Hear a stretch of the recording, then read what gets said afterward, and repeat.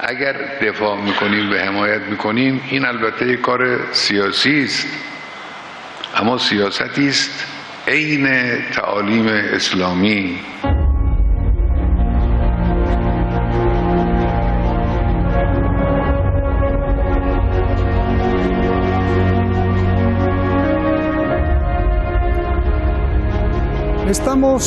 Estamos en la temporada en que los musulmanes hacen su peregrinación anual. En árabe se dice Hajj. Millones de todos los países se dirigen al sitio más sagrado del Islam, la Meca en Arabia Saudí. Para el líder de Irán, esta es una fecha en la que se da gracias a Dios y también se alienta a derrotar a los enemigos, donde pone a Estados Unidos como el enemigo número uno, así como a Israel. El líder de Irán aprovecha este día para enviar su mensaje a todos los musulmanes. Soy Roberto de la Madrid y esto, Detrás de la Razón.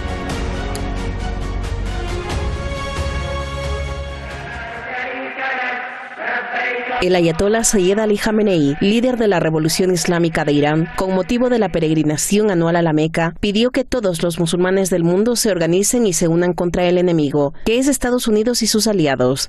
Un gran logro vital del Hajj que no sería posible ni aún con cientos de reuniones ordinarias es el intercambio de saberes y de bienes entre gente de países y regiones diferentes. Alejados unos de otros, la difusión general de información, experiencias y noticias sobre la situación en que se encuentran unos y otros, el esclarecimiento de malentendidos, el acercamiento de los corazones y la posibilidad de aunar capacidades para hacer frente a los enemigos comunes. Su mensaje fue leído en la peregrinación.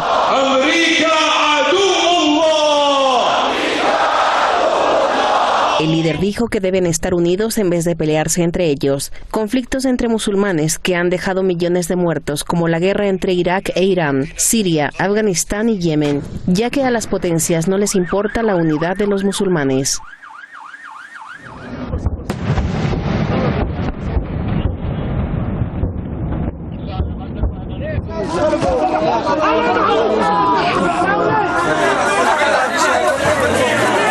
Los países musulmanes tienen en su poder la mitad de las reservas probadas de petróleo del mundo. En la lista de las mayores naciones petroleras del mundo, 6 son musulmanas. El líder iraní acusó a Estados Unidos y a Israel de atacar uno de los principales temas del mundo musulmán, la causa palestina. En Palestina se ha cometido la mayor injusticia de los últimos siglos. En ese doloroso proceso se han apropiado de cuanto posee una nación, su tierra, sus casas, sus fincas y propiedades, su honor y su identidad. La artimaña del acuerdo del siglo que están preparando el tiránico Estados Unidos y sus traicioneros colaboradores es un crimen contra la sociedad humana, no solo contra la nación palestina.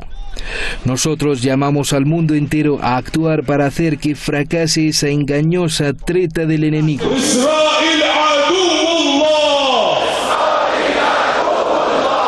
Por todos estos motivos, el líder de la Revolución Islámica llamó a todos los musulmanes a que profundicen el odio a los crímenes de Estados Unidos en sus corazones. En la actualidad, manifestar el repudio al frente de idolatría y rechazo a Dios de los arrogantes, con Estados Unidos a la cabeza, significa repudiar las matanzas de inocentes y el belicismo.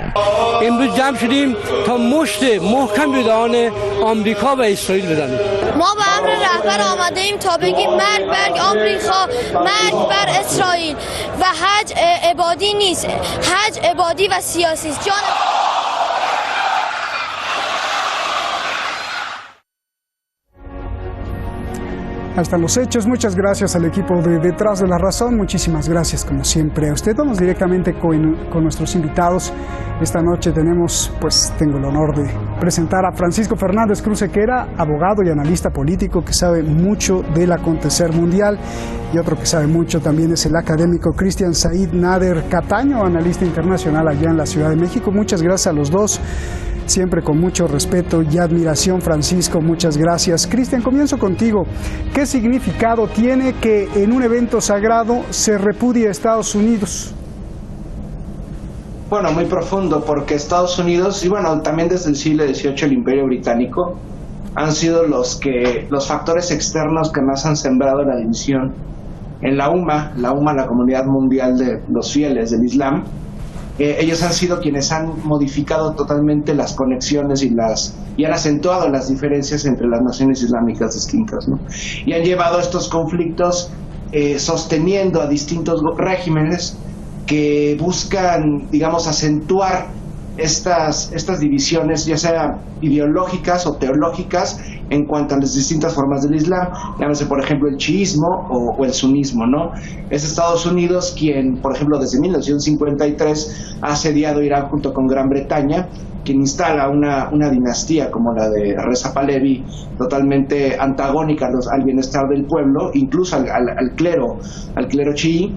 Entonces, Estados Unidos es siempre señalado por gran parte de los fieles chiíes, incluso suníes, en lugares tan importantes como Meca y Medina, ¿no? Que son el epicentro histórico y religioso del Islam. Entonces creo que es consecuente con lo que se está viviendo en este momento, un asedio terrible en contra de la República Islámica de Irán por parte de Estados Unidos, pero no nada más en contra de Irán, sino que en los últimos 20 años conocemos la atroz lista de blancos estadounidenses, en su mayoría países musulmanes, desde los Balcanes, recorriendo el oriente africano, Sudán, Somalia, Siria, por supuesto, Libia en el norte africano, Yemen en este momento. Entonces sí, Estados Unidos es un victimario de los musulmanes, pero sobre todo es quien acrecenta estas diferencias religiosas e ideológicas, aprovechándolo para manifestar su poder geopolítico en la región. Y por supuesto, en este momento, concretamente en el caso del gobierno iraní, es en contra de la República Islámica de Irán, incluso llevando esto fuera del aspecto religioso, en el aspecto lingüístico y étnico. Francisco, ¿qué significa que en el evento masivo más espiritual de los musulmanes se menciona a Estados Unidos como el enemigo? Pues un saludo para ti, Roberto, para Gracias. Tu audiencia y para el contertulio del programa de hoy. A mí me gustaría hacer una breve introducción, porque es importante entender ante qué nos encontramos. Este es un discurso del líder iraní, Jamenei, con motivo de una festividad religiosa, uno de los 5 pilares del Islam. Bien, observen los televidentes que esta situación de combinación de hecho inseparable de comunidad, religión y política, en cierto modo en Estados Unidos también se produce cuando se mezcla una visión mesiánica del evangelismo cristiano con la política exterior de Estados Unidos, y todo ello puesto al servicio de una causa que es la causa sionista.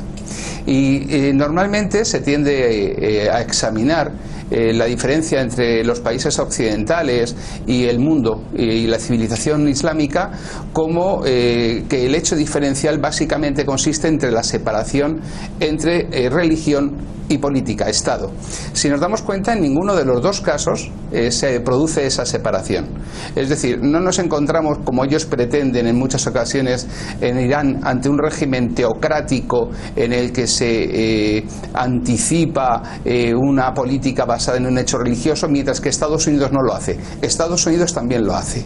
Por lo tanto, cuando hablan de integrismo y de fundamentalismo, les es de plena aplicación a los Estados Unidos. Y luego, ya sentado que nos encontramos ante dos convicciones trascendentes de la existencia que tienen una visión y una concepción antropológica del ser humano, cuando desde el sentimiento más profundo de la comunidad musulmana de los creyentes, a la que yo no pertenezco, el imán Jamenei expresa este rechazo profundo, lo que está expresando no es solamente una cuestión negociable de conflicto político, sino que es decir, no es un hecho adversarial puntual, coyuntural, sino que lo que está expresando es el profundo antagonismo que existe entre el concepto individualista, capitalista, liberal de la existencia y la idea de unos principios comunitarios que le son propios a la civilización islámica, basados en una creencia, digamos, de solidaridad, de individuo integrado en una sociedad. Básicamente, eso es lo que se nos expone en este discurso del presidente Jamenei. Y obviamente señala señala, como no puede ser de otra manera, a su enemigo más mortal, como es Israel a través de Estados Unidos, por representar no solamente una hegemonía antagónica en el Golfo, para unos pérsico, para otros no, sino que representa un antagonismo vital, existencial, y eso es lo que quizá deberíamos advertir en este discurso. Bien, ahora vamos por eso. Por cierto, Francisco, hay una pequeña nota, es líder de Irán, no presidente, como dijiste. Digo, para aclarar a la audiencia. Cristian, ¿a qué se debe lo mismo el mensaje del líder, pero que mencione ahora a Israel como enemigo del Islam? Bueno, Israel como parte indispensable para el imperialismo estadounidense, recordemos que es un ente colonial, y creo que lo que ha hecho Israel desde mediados del siglo XX con el establecimiento del ente sionista ha acabado con una nación islámica como ha sido Palestina, como lo decía el comunicado, tomando las propiedades de los palestinos, pisoteando sus derechos, expulsándolos de su tierra, y es como el ejemplo perfecto para mostrar esta agresión por parte de una potencia antagónica, nuevamente primero vía Gran Bretaña y posteriormente vía Estados Unidos, en contra de Dar al-Islam, que es la comunidad islámica, digamos, global, la UMA. Entonces es el ejemplo como prototípico que siempre se puede citar. Vean lo que han hecho Palestina, y también creo que también muy enfocado en ver el papel que tiene en este momento la petromonarquía saudí, concretamente el príncipe heredero Mohammed bin Salman Abdulaziz Al Saud, en contra de la misma comunidad islámica, siendo Palestina, y cuidado, atentos, que no es una sociedad chií, en su mayoría son suníes. Entonces Mohammed bin Salman ha llegado a sacrificar a Palestina aunque esto no es nuevo, la historia, digamos, de traiciones por parte de la petromonarquía en contra del pueblo palestino ya es larga. Sin embargo, en estos momentos están totalmente desfachatados y prácticamente le han entregado al ente sionista el futuro del pueblo palestino en este llamado Tratado del Siglo. Entonces creo que es buen momento para señalarlo, incluso de cuando el Hajj se realiza en el centro religioso neurálgico del Islam, que se ubica, por supuesto, dentro del reino saudí, en la Meca. Entonces es curioso cómo este mensaje también tiene, además del enemigo externo, también está el enemigo interno, ¿no? Concretamente Mohammed bin Salman, y creo que también lo podemos extender a lo que ocurre en los Emiratos Árabes Unidos, y cómo estas dos petromonarquías son sostenidas, vuelvo a lo mismo, por el enemigo externo de la nación, del pueblo islámico global, de la UMA, que es Estados Unidos, vía el ente sionista, y en este momento también a través de las petromonarquías, ¿no? Y creo que también es curioso mencionar en este mensaje de unidad islámica global, llámese chiíes, llámese suníes o de otra corriente, de las más minoritarias, como dentro de la misma comunidad islámica, por ejemplo el sunismo, en este momento hay divisiones. Por ejemplo, el caso más citado últimamente es la división entre Ankara y la división entre Riyadh, algunos hermanos musulmanes, los otros wahabíes, ¿no? Entonces, incluso dentro del mismo sunismo, de la ortodoxia, algunos lo dirán, hay antagonismos. Entonces, lo que manda este mensaje, más allá de su intención, obviamente, de unidad global, que es muy parecido a lo que ocurre, por ejemplo, en la ecumene cristiana de la cristiandad, no siempre se busca esta unidad, pero por los acontecimientos y procesos a lo largo de la historia esto ha sido imposible. Es como un reflejo global de la unidad, pues, del ser humano, a pesar de sus diferencias, llámese religiosas, ideológicas, incluso étnicas y lingüísticas, buscar esta unidad, pero también es justo señalar a quienes son los culpables de este decaimiento, entre comillas, abro comillas, porque así lo mencionan dentro del mismo Academia Occidental, de las instituciones religiosas islámicas. Siempre están señalando y metiendo el dedo en la llaga, intentando mostrar, ya ven cómo en el Islam no hay esta división de secularismo, un ámbito secular como hay en el mundo occidental, en el mundo cristiano, pero ya no aferrado a ese cristianismo, porque lo que ocurre en el Islam es que no hay esa división, digamos, tan precisa. El Islam es muy político, a diferencia del cristianismo, que también lo es, pero bueno, en el discurso separan la iglesia y el Estado. En el Islam no. El Islam, a pesar de que es un momento religioso, la política está en todo momento, y la discusión de la política está entre la ciudadanía, el hombre común, hasta los grandes monarcas, ¿no? Bien. Entonces siempre está este carácter. Sí, y también Israel, no solo como enemigo del Islam, también me acuerdo que ha quemado iglesias de cristianos ahí en los territorios ocupados y bueno. Francisco, ¿por qué el mensaje del líder acusa a Israel de limpieza étnica, infanticidio, racismo, de nazismo como Hitler? ¿Por qué? Hombre, parece obvio que más allá de del uso de palabras que a día de hoy ya no significan nada y de la reducción a Hitler, el reducir a Hitler todo lo que aquello que no te gusta, más allá de eso, lo que es eso hecho incontestable es que nunca ha existido una maquinaria industrial de exterminio hecha pública como está existiendo con Israel. Cuando se acusa a otros regímenes políticos a lo largo de la historia de establecer sistemas de exterminio, bien sea en el caso de Turquía con los armenios, bien sea en el sistema soviético con los Gulag, jamás se ha hecho públicamente con cámaras y televisión. Israel ha hecho un gran campo de exterminio de lo que es el territorio de Gaza y no tiene ningún reparo en vestirse todavía como víctima día tras día a través de los medios de comunicación que controla. Por eso no nos extraña que en este discurso se haya señalado el acuerdo del siglo como el último instrumento ideado por Kirchner, el yerno de Donald Trump y comisionado especial para el caso, para la eliminación completa y la extirpación de la realidad palestina de esta región del planeta y la total asimilación a cambio de poco más que un parque de atracciones. Y luego también quería destacar, a continuación de lo que ha dicho mi contertulio en este programa, que es el papel traidor. Cuando dice que se denuncia en el discurso el papel que está jugando la Casa de Saud en todo esto como un enemigo interior de la comunidad musulmana, no puede ser más cierto, porque lo que sí es verdad es que la Casa de Saud y Arabia Saudí ha vendido su posición dentro del mundo islámico a cambio del reconocimiento económico de Estados Unidos a sus negocios y directamente se ha convertido cada vez más en una casa realmente débil y en una posición que está cada día más puesta en entredicho por las propias disputas internas, pero esas disputas internas vienen precisamente por una traición que va más allá de lo estrictamente nacional para entrar casi en una traición a nivel de civilización. Oye, Francisco, ¿y no podría ser al revés? Hay algunos analistas que dicen que es Arabia Saudí que controla parte de las políticas de Estados Unidos, no secretamente, sino discretamente, a través de tanto dinero que tiene invertido en Estados Unidos, así como muchos dicen que Israel es el que controla la política exterior de Estados Unidos. Si es así, ¿cómo sería?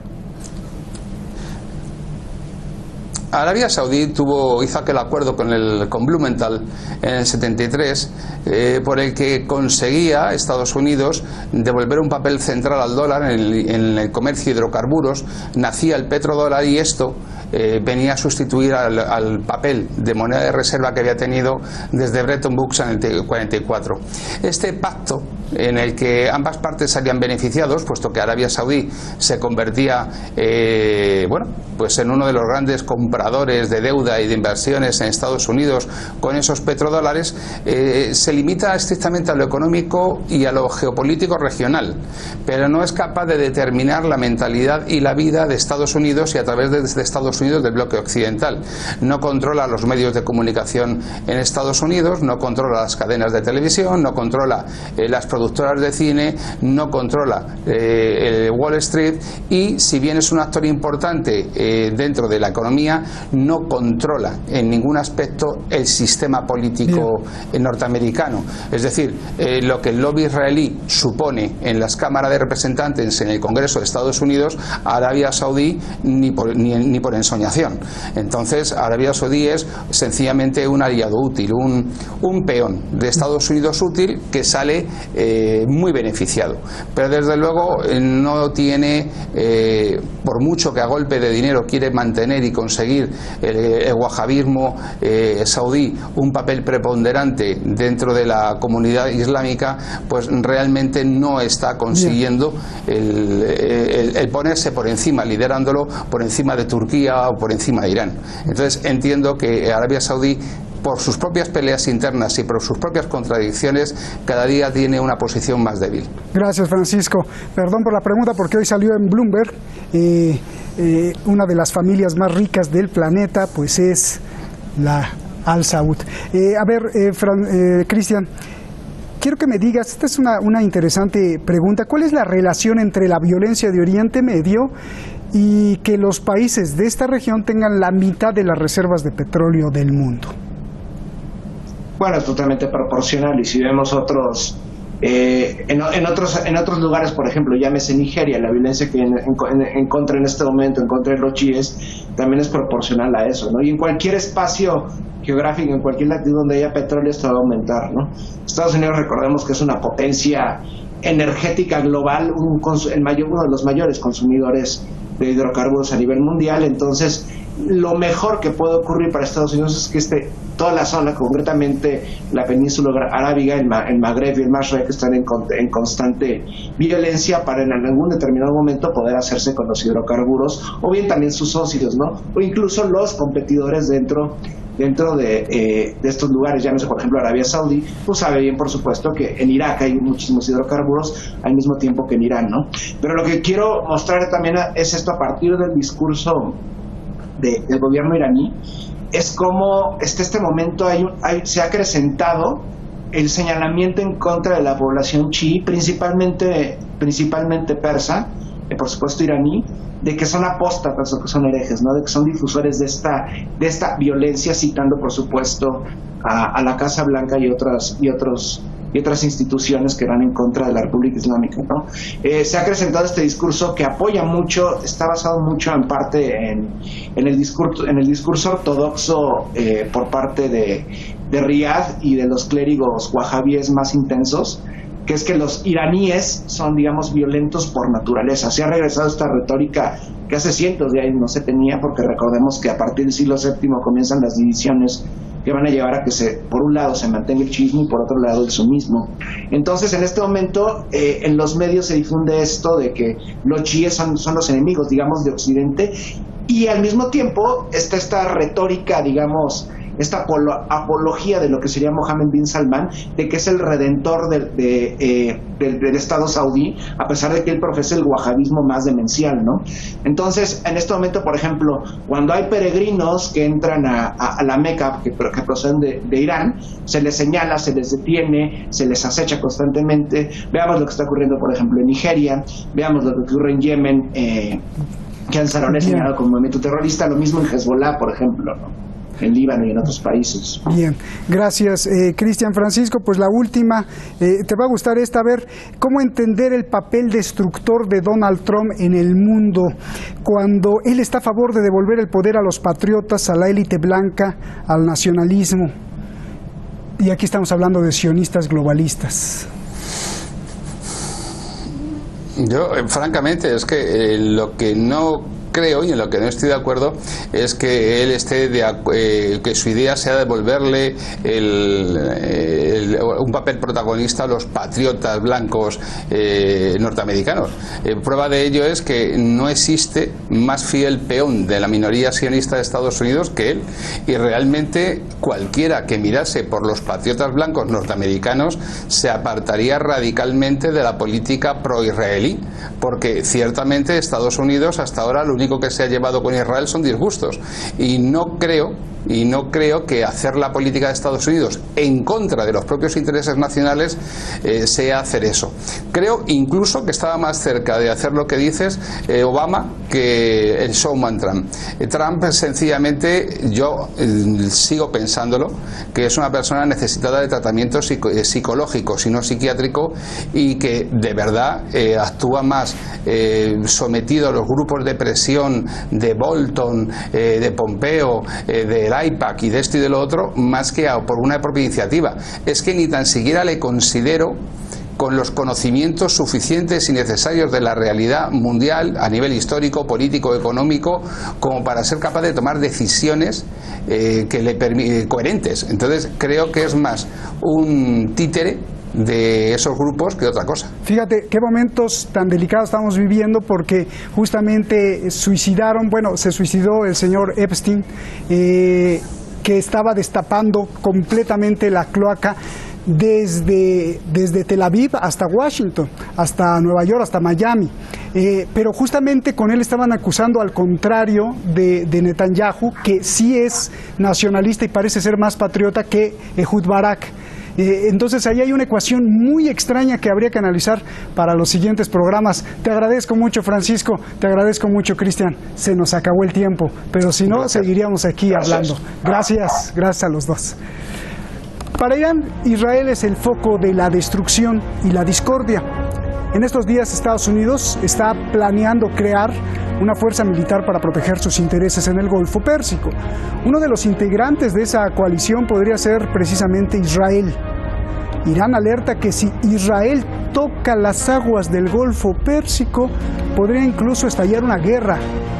Mañana aquí en Detrás de la Razón, más noticias, el futuro del Golfo, los miles de millones de dólares del petróleo y la estabilidad mundial, la estrategia de Washington y la respuesta, sobre todo y más que todo, la respuesta de Irán. Buenas noches.